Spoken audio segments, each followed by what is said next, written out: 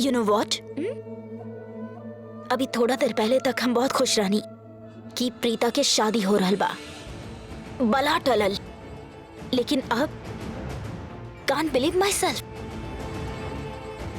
हमरा के उ लड़की से जेलसी फील हो रहल बा। जेलसी? और भी प्रीता से? काहे आंटी? तू ही हमरा के बताओ, उस स्टूपिड प्रीता और हमार बेटी कृतिका की का कंपैरिजन बा? I mean, हमार बेटी Kritika beautiful body, stylish body, एक स्टेटस बा होकर वो मिडिल क्लास स्टूपिड लड़की के पृथ्वी जैसन गुड लुकिंग वेल सेटल लड़का मिलल कैसे? हमार वजह से। What? का करल बड़ तू? का कहे चाहिलू तू? सिंपल सा बात बा आंटी, देखी अगर हम ना रहती ना तो ये प्रीता भी है ना, ये आपके घर के बहू बन जेती। सर इन अ वे हम ऋषभ के ओकरा से छीन लेनी और ओकरा केहू से शादी करे के होके तो पृथ्वी से कर लेली। That's about it.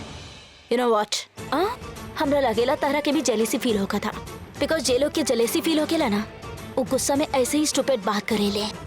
और ये जे प्रीता की शादी पृथ्वी से हो रहल बा ना, वो तो हर वजह से बिल्कुल भी ना हो रहल। सो गेट दैट स्ट्रेट।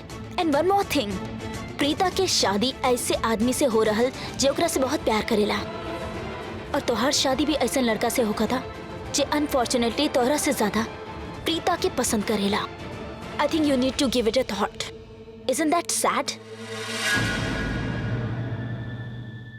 प्रीता की अच्छा किस्मत। What a joke. काश आपके पता होकर करीना आंटी कि आज प्रीता की बर्बादी के शुरुआत हो रहा बा, और ओही के तो जश्न मनावे अलबानी हम यहाँ पर।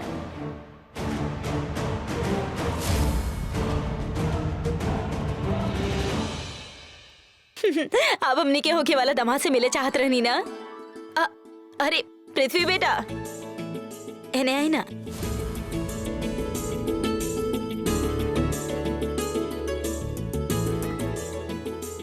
ई पृथ्वी बाड़े हमार होके वाला दमाद, और ई ऋषभ जी बाड़े लोत्रा परिवार के बड़ बेटा।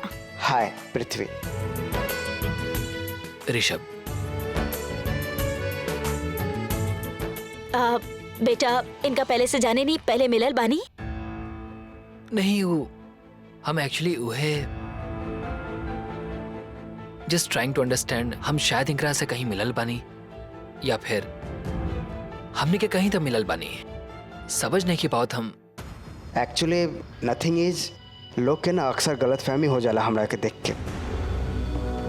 काफ़ी आम आदमी वाला चेहराना हमार तब काफ़ी लोग से हमार चेहरा मिलत जुलत रहेला। ऐसा बात नहीं है, हमरा के बस साचो ऐसा लागत रहे कि हम कहीं देख ले बनी आपके। अरे बेटा 2 मिनट हमने उना हमार पड़ोसी बाड़े मिस्टर शर्मा और उनकर वाइफ ओ हमार दामाद से मिले चाहत रहे। हम अभी आवत हैं। अब बेटा। जी आंटी, एक्सक्यूज मी। नमस्ते जी।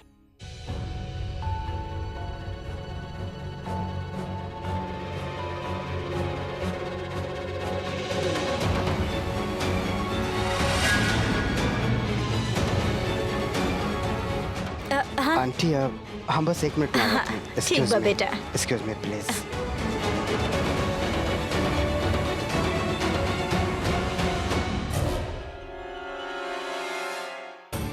एकरा से पहले कि करण और ऋषभ हमरा खातिर मुसीबत खड़ा कर दे, हम क्यों दोनों के कुछ न कुछ करे के हुई। कहे कि हम आज ओकरा आंख में अपना खातिर शक देख ले हैं। ना ना ना ना ना, बहुत अलर्ट रहे के पड़ी हमरा के।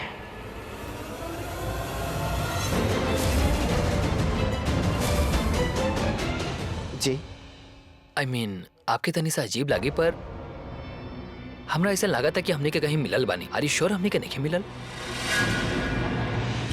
हाँ या आई एम श्योर ना मिलल है पहले कभी। या एक्सक्यूज मी, हम वॉशरूम जाके आवत हैं। Just a minute. एक्चुअली हम सुनने बानी कि आप बिजनेसमैन बानी। What kind of business you have? हम बस ये समझे के कोशिश करत हनी कि हो सकता हमने के कोनो बिजनेस मीटिंग या बिजनेस कॉन्फ्रेंस में मिलल होकी। काहे कि आपके चेहरा बिल्कुल नॉर्मल नहीं है, यू नो। आपके चेहरा काफी खास बा। I don't think I am sure हम पहले कभी ना मिलल हैं। ओ गॉड, लगातार ऋषभ पृथ्वी से होकर कुछ पर्सनल डिटेल्स पूछा था। I have to do something.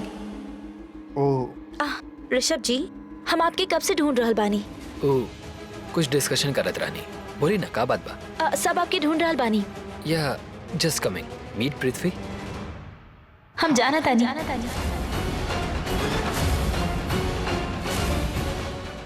Preeta के मॉम हमनी के मिले रहली यही से। ऋषभ जी चली ना आप। राखी आंटी कब से आपकी ढूंढ रहल बानी। हाँ हम बस 2 मिनट में आएंगे। एक्चुअली हम पृथ्वी आई एम सॉरी, बाकी की बात बाद में कर ले। Sorry, will see you later. Please चलिए carry on. आई। अरे बाद में। थैंक गॉड सरलिन सही वक्त पर आ गए। तनी और देर हो जाए इतना तो हो सकेला कि ऋषभ के सब कुछ याद आ जाए। बट हाँ 1 मिनट। ये आदमी सही नहीं खेला गल। I am sure something is fishy.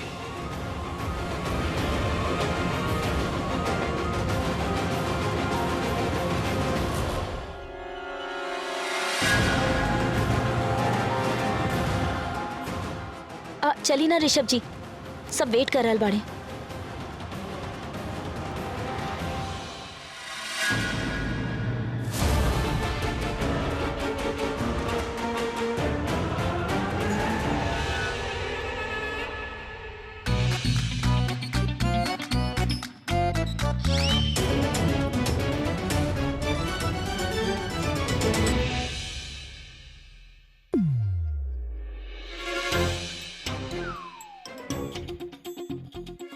This girl is crazy.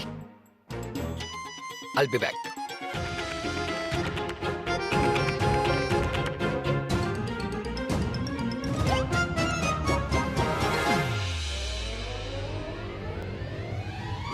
हाँ? अरे यार, ये लड़का तो हमरा के उत्तर दक्षिण पूरब पश्चिम हर जगह दिखाई दे रहल बा। अरे सृष्टि, अपन दृष्टि के रिपेयर कर। अगर ऐसे ही हमरा के हर जगह दिखत रहे ना तो हमारे दिमाग के नश शौक खा खा के फट जाइए। अरे यार ऐसा वाट लग रहा बा हमार तो कुछ ना हो सकेला। ये फिर आ गए।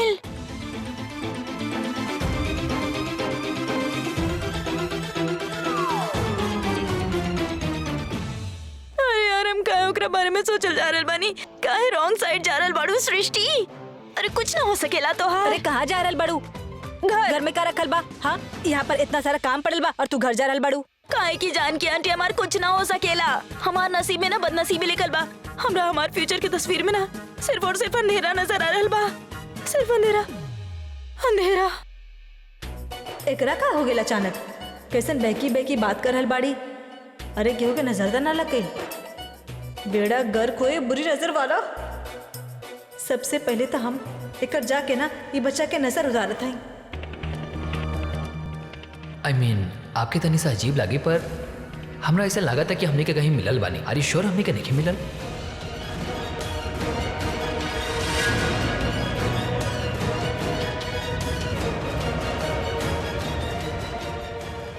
प्रीता जी, आप जगह ढूंढते वो हो। हमार माँ बाड़ी। हम सोचली आप हमरा के ढूंढते हैं।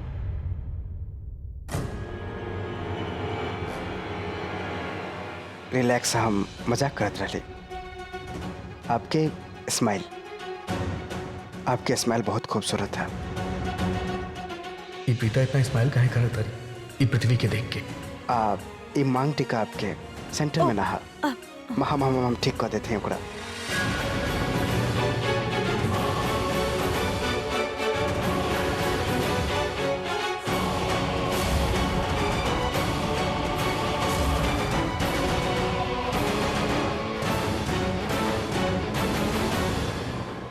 यार ये पृथ्वी को ज्यादा ही करीब हो रहल प्रीता के।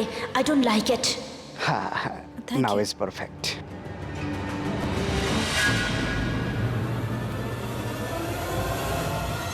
ओ नो, लगा था सरले नाराज हो गए हमरा से। जाके देखा थे कि सरले नाराज काहे हो गए। लगा था आज तो जान खतरा में हा। Excuse me, I will write bank.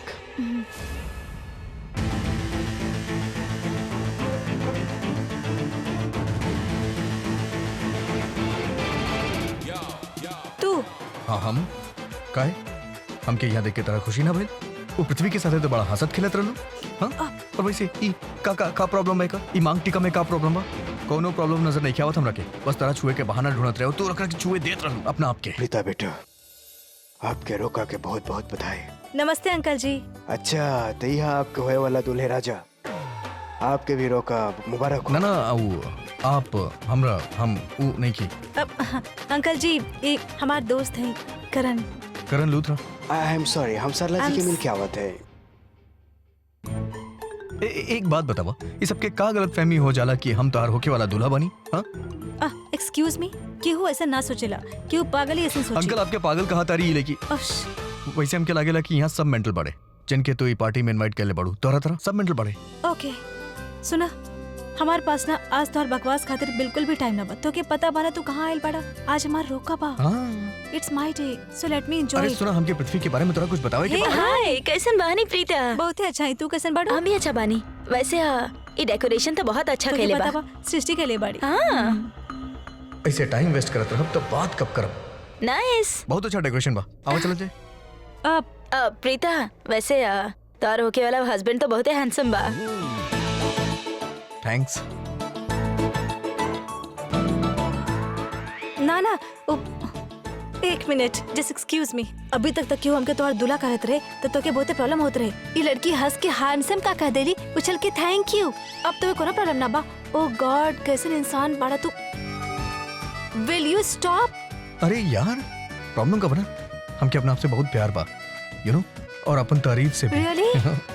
सब लूजर्स के ऐसे नहीं लागेला। चला आवा तू। हेलो, कहाँ जा रहल बड़ा तू दोनों? दादी एकर दुपट्टा में कुछ प्रॉब्लम बा, वो सही करे जात रही। हम ठीक कर दी? ना हम हमारा मतलब बा ई ना हमके अपन सर्वेंट समझेली तब ये सारा प्रॉब्लम चाहता रही के हम सॉल्व करी। Keep it up. Enjoy your drink. ये का रहे? कबिल तहरा चेहरा पे ऑब्जेक्शन के सर्टिफिकेट कहाँ से आ गए? हाँ पृथ्वी तोहार हेल्प करत रहे त का ओकरा हाथ में फूल लागल बा और हमरा हाथ में काटा? चला चुपचाप। व्हाट? अरे लेकिन लिसन, हमार बात सुनो। खबरदार, अगर तू हमारे पास आइला था तो ओकरा के छूला कैसे? हम अपन आँख से देख ले रहनी। ओ तो तू वो वजह से नाराज हो? कम ऑन बेबी, हम ओकरा ई तरह थोड़ी ना छूले रहले जैसे हम तोरा के वक्त छू रहले। वो तो हम बस एक्टिंग करत रहले, एक अच्छा चार्मिंग लड़का के एक्टिंग जो उस प्रीता से शादी करे खातिर बेताब है। अब तू ही बतावा, अगर तने भी अनरोमांटिक बिहेव करती तो ओकरा शक ना हो जाए था हम ओकरा से शादी काहे करना चाहते हैं? बेबी लोग ना शादी सिर्फ दो वजह से करेला, या तो फैमिली प्रेशर में आके या तो प्यार के प्रेशर में आके। यहाँ फैमिली प्रेशर तो कोनो रहल ना, तो हमरा के एक्टिंग करे के पड़ के हमरा के ओकरा से प्यार रहा, या फिर नो कम से कम अट्रैक्शन हो गया, राइट? अच्छा, एक्टिंग करते करते कहीं सच में अट्रैक्ट हो गया था? I don't trust you.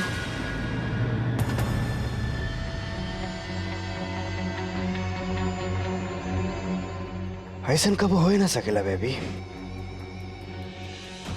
जब हमारा बाह में दुनिया की सबसे हॉट लड़की हो तो फिर हमरा के कोनो और के देखे की जरूरत कहा? वो प्रीता हो, वो ऋषभ के खातिर हॉट, पर हमरा खातिर तो ही तो हो। प्रॉमिस? Of course.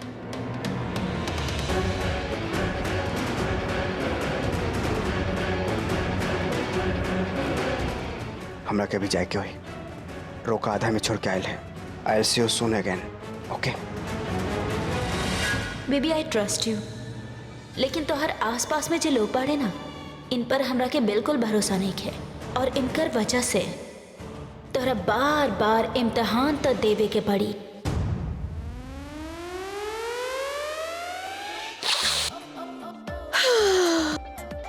सृष्टि, अब सिर्फ और सिर्फ बुरा सोचियो समीर लूथरा के बारे में, जैसे कि वो आवारा बा, पागल बा, बदतमीज बा, बिगड़ैल बा और ये सड़ू टट्टू बा। ओकर बुराई के पूरा डिक्शनरी छापदा अपन दिमाग में। सृष्टि, ऐसा ना चल सकेला, कुछ तो करे के पड़ी। का करी हम? कहाँ जाई? ओह गॉड। हाँ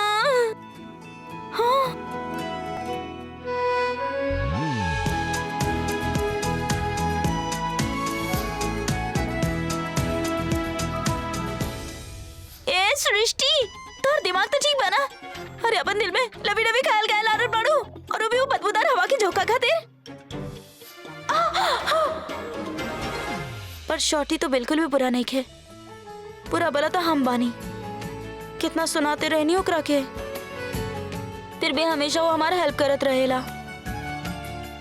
जिंदगी में कबो आटा ना गुतले हुई हूँ, लेकिन आज वो कर देलास सिर्फ हमरा खातिर। अरे यार एग्जैक्टली का फील करल बाड़ू यार तू, हमरा के समझ नहीं के आ रहा ना। हमरा के हमारे दिल में ऐसन फीलिंग्स ना आवे की चाहिए, ना लावे की चाहिए। ऐसन फीलिंग्स ना ला सके नहीं भाई, ऐसन फीलिंग्स ना ला सके नहीं हम अपन दिल में। का करी? सृष्टि, सृष्टि कहाँ बाड़ू तू? सृष्टि, अरे अब तो एक आवाज हमारे कान में भी आवे लागल बा। ओह गॉड, ई का औरल बा हमरा के? अरे का औरल बा? सृष्टि ब्रीथ।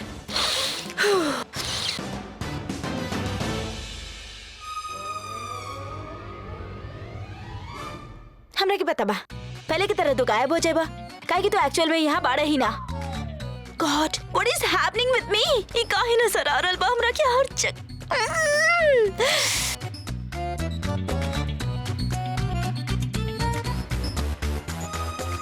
बेंच करिया। तू सच में बड़ा का भइल तेरा लंबू? कितना चढ़ेले बाड़ू? हाँ सुना, सच सच बतावा, तू हमरा खातिर का फील करेला? बोला ना कुछ हो, का फील करेला?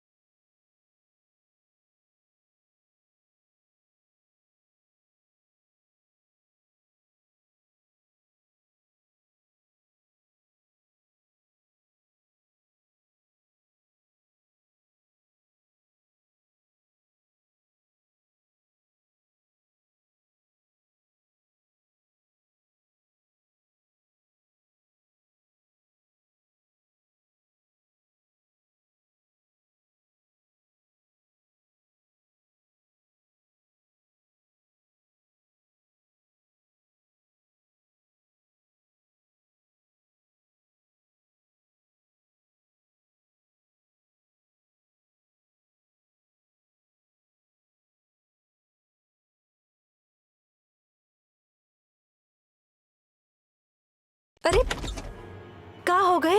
ओ माय गॉड, हमार दुपट्टा के का हो गई?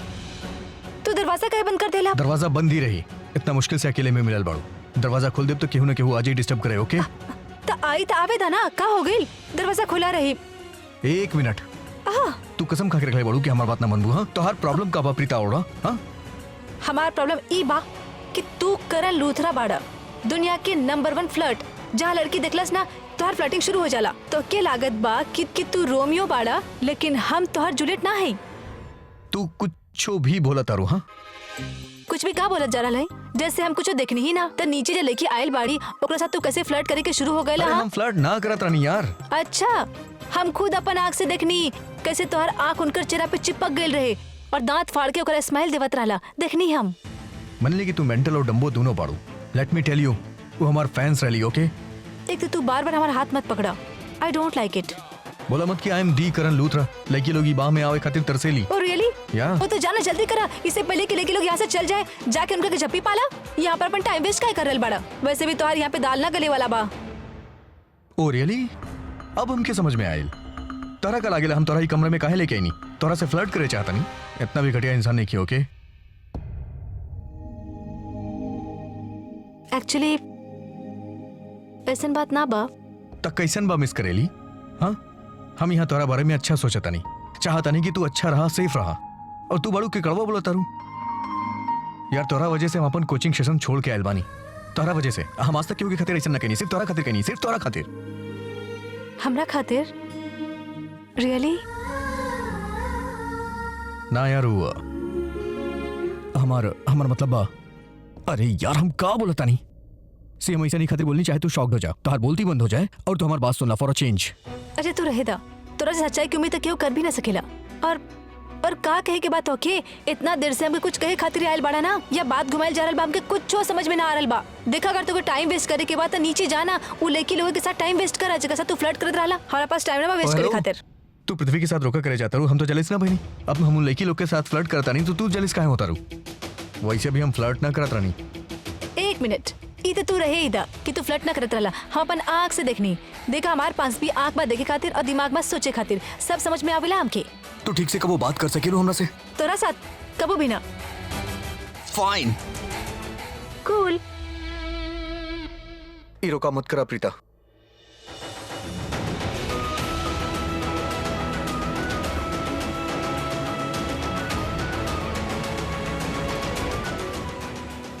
पृथ्वी तरह लायक नहीं है। ये शादी मत होके दा, ये रोका के रोक दा।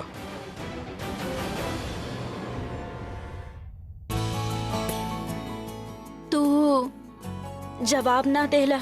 कोना बात के जवाब? ई है कि तू हमरा खातिर अपन दिल में का फील करेला।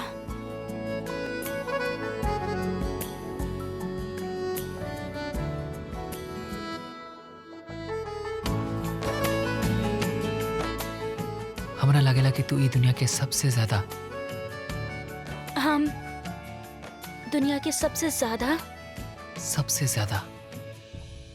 ज्यादा का इरिटेटिंग लड़की हऊ। तारा का लागल हम का बोले वाला बानी लंबू? हमरा के लागल कि तू ई कहबा कि हम दुनिया की सबसे दीवानी लड़की बानी जे तो हर गलती के माफ कर ले बाड़ी। तारा के पता बा हम का फील करेनी तारा खातिर? व्हाट? नफरत। स्ट्रॉन्ग, प्योर, बिना मिलावट वाला 100% नफरत फील करेली तारा खातिर, समझ ला? Exactly, even I hate you. तू तो हमरा के जान के जी तारा के ढूंढे खातिर काले रानी। हाँ ठीक बा, ताहा चला हटा यहाँ से।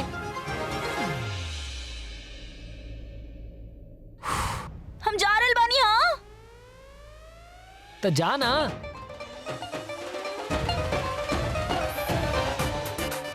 हम सच में जा रहल बानी। तो जा ना, केकर इंतजार करत तारू? हम सच में चल जाई। तो तारा का लगल हम तारा के गोद में बाहर लेके जाएम का? फाइन।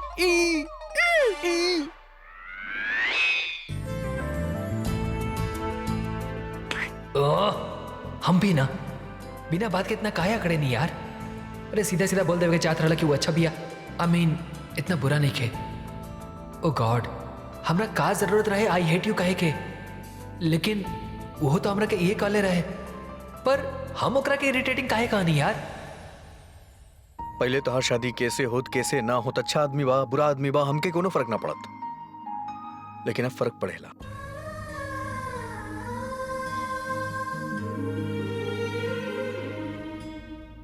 एकर मतलब तोहार दिल में हमरा खातिर फीलिंग्स बा?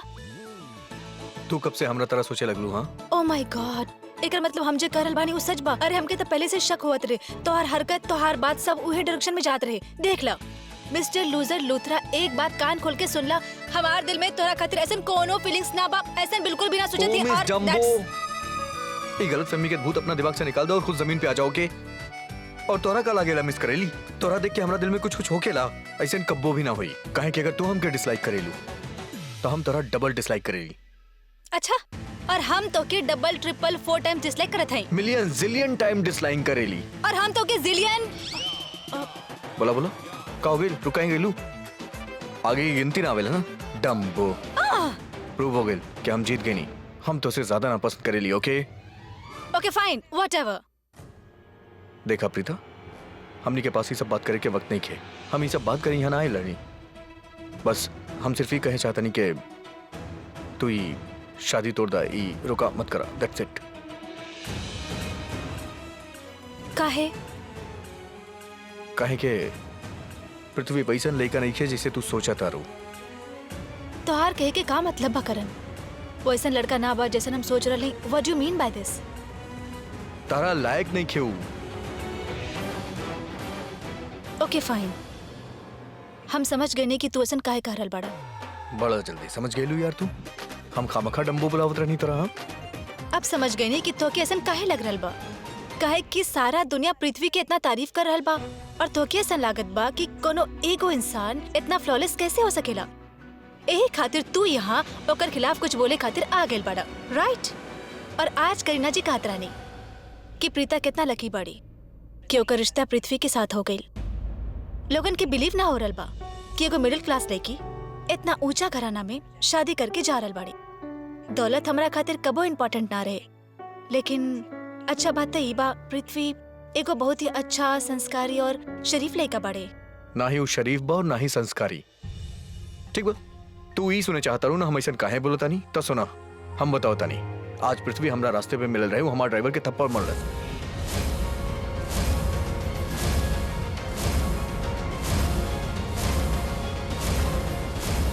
मामूली से नुकसान खातिर इतना बड़ इशू बना देलस। तो तू का कह के चाहत बड़ा कि काहे कि पृथ्वी के तोहार ड्राइवर के साथ कुछ झड़प हो गई, वो वजह से हम रोका तोड़ दी।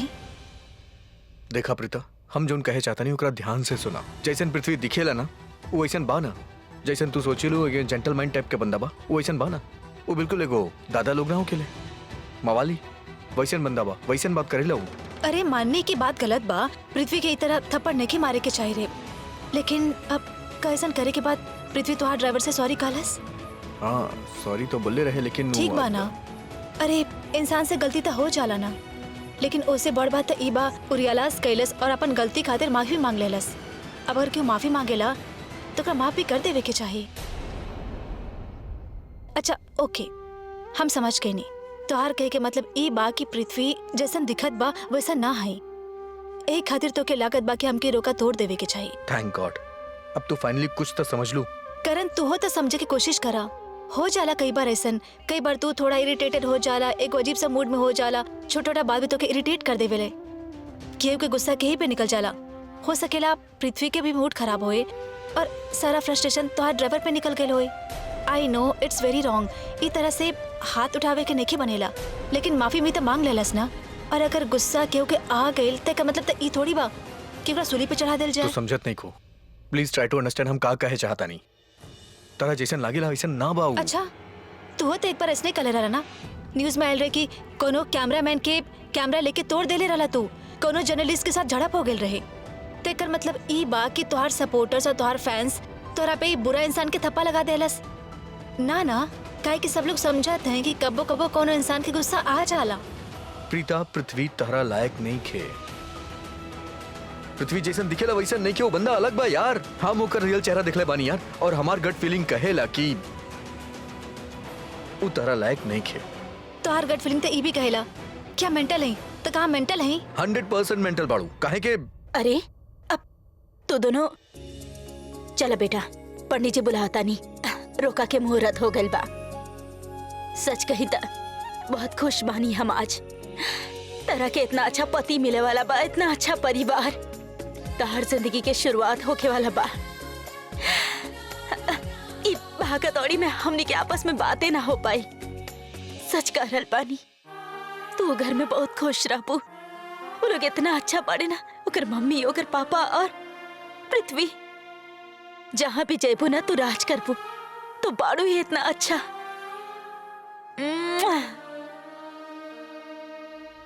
चल, कितना प्यारी लग रहल बाड़ू। बेटा आप भी चली? हम होता नहीं आंटी। हाँ आवा।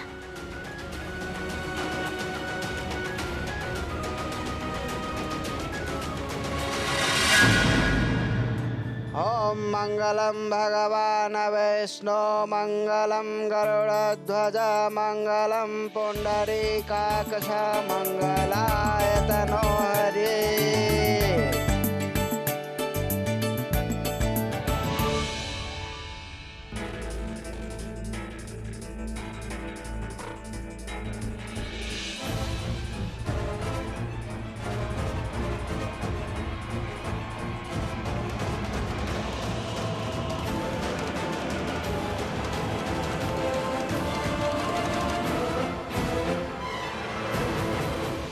कन्या के माताजी आई और होए वाला दामाद के तिलक करी।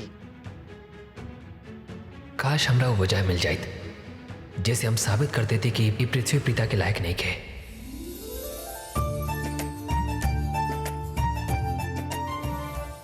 हम जाने ली कि पृथ्वी प्रीता के लायक नहीं खे, जरा डॉक्टर डफर अपन हीरो समझता रही। आई एम श्योर वो बहुत बड़ विलेन हा, लेकिन एक हमारी बात सुने के चाहिए ना। जब हम कहा तानी पृथ्वी ठीक नहीं खे तो नहीं खे, एंड दैट्स फाइनल।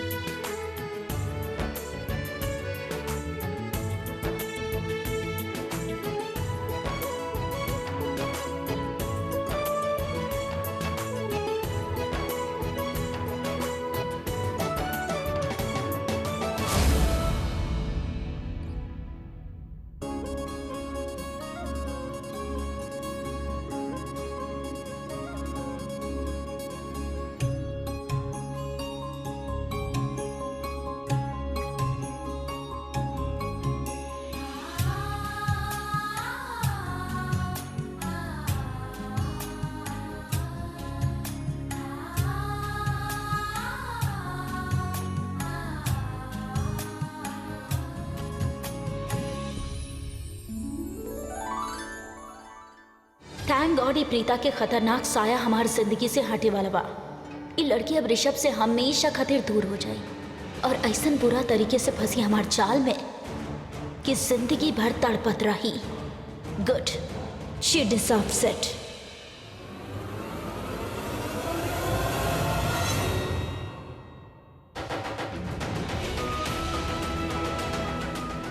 ओह गॉड, अब वो नहीं खे देखे जात हम के सब।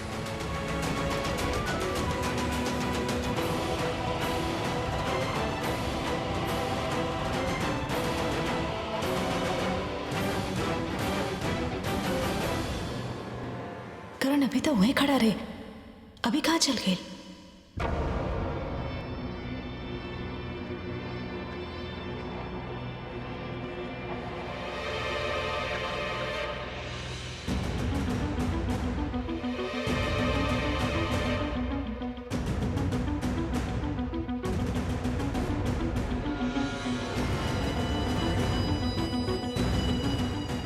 पंडित जी, हमके ना कुछ अर्जेंट काम आ गया तो का हम जाके आ सकेला? हम फौरन लौट आए। ना ना, ये तरीका से आप रोका के बीच में छोड़ के ना जा सकेला। जितना गुरु दक्षिणा तय भइला ओकर डबल दे। ना ना, ऐसा ना हो सकेला। होए वाला बर के माता जी आए और अपन वधु के चुनरी ओढ़ाई। हाँ जी।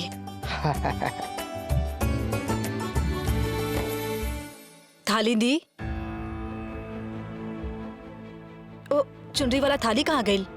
थाली है तो रहे, शायद कमरा में रह गई हुई। हम चेक करत हैं।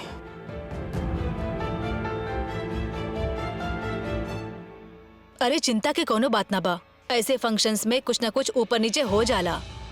दादी का हम 2 मिनट में आ सकेला प्लीज?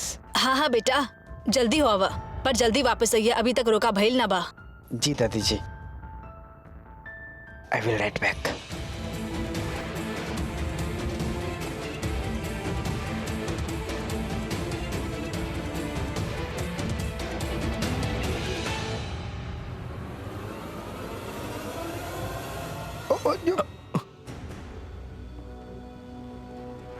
Karan, 1 second.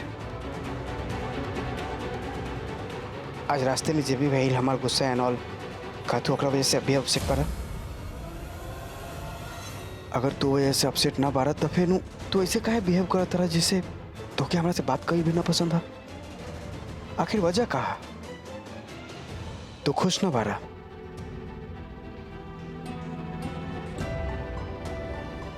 तो खुश ना लग रहा बड़ा करण। जौन तरह से एक दोस्त के अपन रोका पर खुश होने के चाहिए, वो खुशी तोरा चेहरा पर ना दिख रहा, गुस्सा तोरा आंख में। ऐसा लगा था जैसे तू सोच रहा बारा कि प्रीता ये रोका काहे कर दिया हमरा साथ। सही कह ले तू, खुश तना बानी हम, बिल्कुल भी ना। परेशान काहे?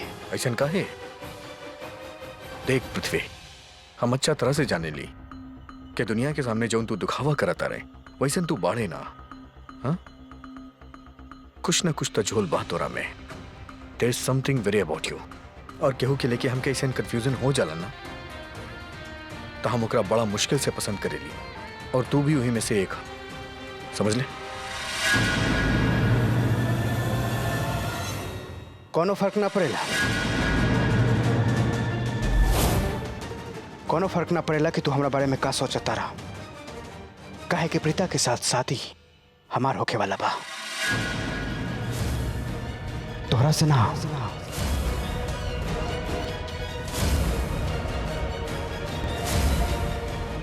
हम का है और का ना, ये प्रीता के घर वाला ऑलरेडी जज कर चुकल बाड़े, और ये खातिर हमरा के तोहरा से कैरेक्टर सर्टिफिकेट की कोनो जरूरत नहीं है। Get that?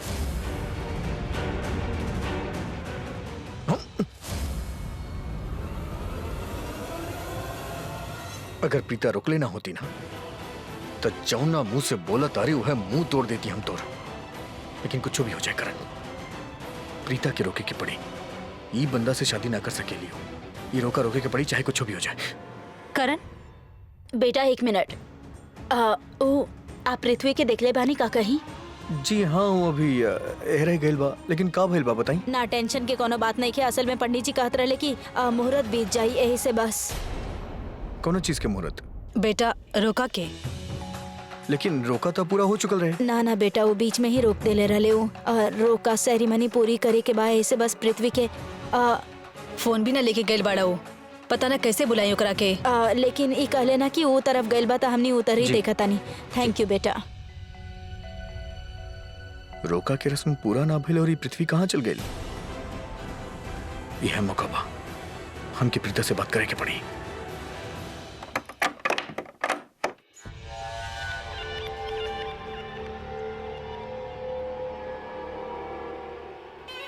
का हो गइल बेबी? तू ठीक तो बारो ना? कोनो प्रॉब्लम हो गइल? केहू तोरा के कुछ कहले? आई मीन तू ई तरह का हमरा कॉल करके यहाँ बोलेलू और एवरीथिंग इज ऑलराइट? हम तो बस ई चेक करे चाहत रहनी कि तू आज भी हमार केयर करेला कि ना, या फिर दुनिया के फिक्र में हमरा के भूल गईला। ऐसे सबके सामने तहार रोक का बीच में रोक के हम तरह के वहां से यहाँ बुला लेनी। कैसन बात करत हो तू बेबी? दुनिया के खातिर फिक्र तेको बस दिखावा, लेकिन सबसे बड़ा सच तोहरा खातिर हमार प्यार है। तो बतावा, का हम तुम्हारे इम्तिहान में पास हो गईली? ऑफ कोर्स पुन्नू, वो भी डिस्टिंक्शन के साथ। हमरा यकीन हो गइल बा कि हमार जगह तोहार जिंदगी में और केहू ना ले सकेला। बेबी अगर तू के इतना ही यकीन है हमरा पर, तो हर बार हमारे इम्तिहान काहे लेत रहे? सिर्फ ये चेक करे खातिर। If you still have the fire around, ऐसे छोट छोट टेस्ट लेते रहनी, ई जाने खातिर कि हमार आशिक आज भी हमरा से प्यार करेला कि ना। That's it. And by chance अगर तो कहीं पता चले कि तुहार आशिक अब तोहरा से प्यार ना करेला, तब छोड़ दे। का कल तू हमरा के छोड़ देबो तू? जब तू हमरा के प्यार कइल ना छोड़बा तो हम तारा के काहे छोड़ब? बस तोहार इम्तिहान लेहल छोड़ दे। दैट लैक्स माय बेबी। और हाँ, कंग्रेचुलेशंस तोहर हाफ रोका पर। अब थोड़ा देर में सारा रस्म पूरा हो जाए और तू प्रीता के हो जाइबा। हम तो पहले से ही ऋषभ के ऑफिशियल मंगेतर बानी, लेकिन ई सच या तो हम जाने नहीं या तू, कि दुनिया के जो सच पता बा वो सच ना झूठ बा। काहे कि सच तो ये है कि you and I are made for each other, right. और उ प्रीता, ओकरा तो ई भी ना पता कि ओकर रिजर्वेशन जीते जागते नर्क में हो गई। एब्सोल्युटली। वो प्रीता ना हमार सलीन बेबी के रास्ता कट ले पिया, बहुत तकलीफ दिली भी हमरा प्यार के। तो देखिया, ओकर एक एक गलती के बहुत बड़ सजा देव हम ओकरा के। अब हमार मंजिल के रास्ता खुल चुकल है। तू देखिया, अब हम हर दीवार के आपन ठोकर से गिरा दे, और ये नया सफर के बुनियाद है आज के होए वाला रोका। ओकरा बाद ओकरा बाद हम वो इंसान पर वार करा जे हमार असली शिकार रहा। वो तो कब सपना में भी न सोचले हुई कि हम दोनों ओकरा खातिर कितना लंबा चौड़ा जाल बिछेले हैं।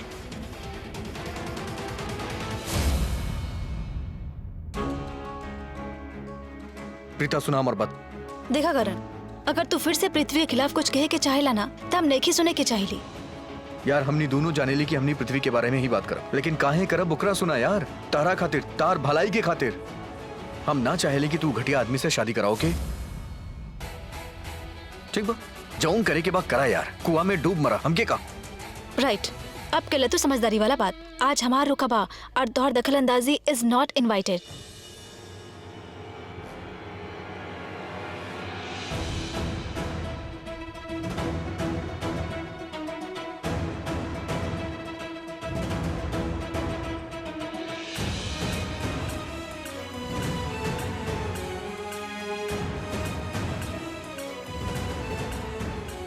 करण, आज हमार रोका के दिन तू काहे इतना हैरान परेशान हो रहल बाड़ा? काहे इतना मुंह लटका के खड़ा बाड़ा? अरे बाबा, आज हमार खातिर इतना बड़ दिन बा, हमार खुशी में शामिल ना हो सकेला?